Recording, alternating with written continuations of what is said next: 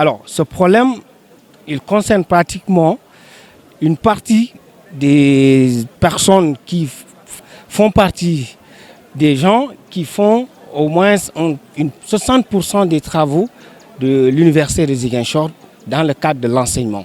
Et au jour d'aujourd'hui, l'université doit à ces gens dont je viens de parler, c'est-à-dire l'ensemble des vacataires de l'université de Ziguinchor, des dus liés à leur prestation de service du premier semestre. Alors, qu'est-ce qui se passe?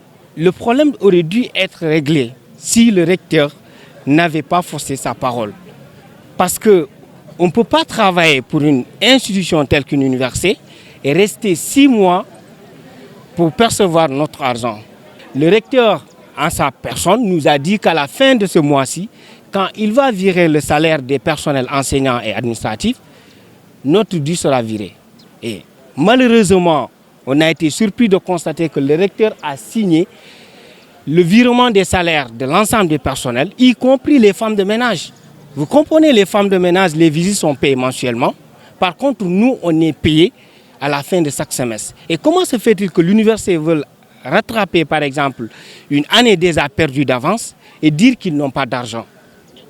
Et le recteur nous dit qu'il n'a pas d'argent. Il n'a pas d'argent, d'accord, mais le budget 2019-2020, il est passé où? C'est la question première qu'on pose à l'administration de cette université. Si vous voulez rattraper une année, il faut au moins que vous ayez un budget déjà disponible. Et malheureusement, ce n'est pas le cas.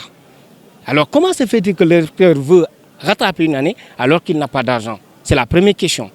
Alors, on réclame d'abord, la première des choses, c'est la somme due à l'ensemble des vacataires.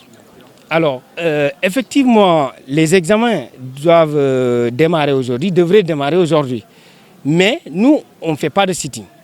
Mais on a juste décidé de suspendre nos services qu'on propose à l'université. Et on verra dans ce cas si l'université pourra avancer sans nous. Et il s'est avéré que vous voyez tout autour de nous, il n'y a que des étudiants qui devraient être dans les salles pour faire leurs examens. Et malheureusement pour eux, on s'en désole, bien sûr, ils ont eu à traverser une semaine de révision. Mais nous aussi, c'est juste notre service qu'on a bloqué, qu'on n'offre plus à l'université. Alors, jusqu'à quand? C'est un problème en fait par rapport au retour qu'on obtiendra de l'administration.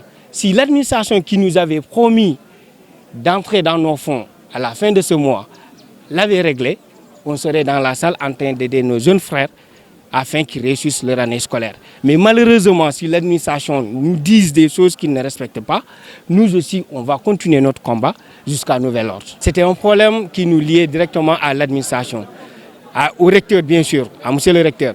Mais le problème, les réponses que nous recevons fait qu'aujourd'hui, le ministre de l'Enseignement supérieur en fait partie. Parce que si l'université à Saint-Sec de Ziguinchor, au mois d'avril, dit qu'il n'a pas d'argent, mais comment se fait-il que cette université-là puisse ouvrir ses portes?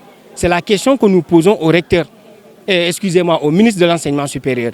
S'il sait qu'il ne peut pas doter les universités d'un budget conséquent, il n'a qu'à alors fermer ces universités-là.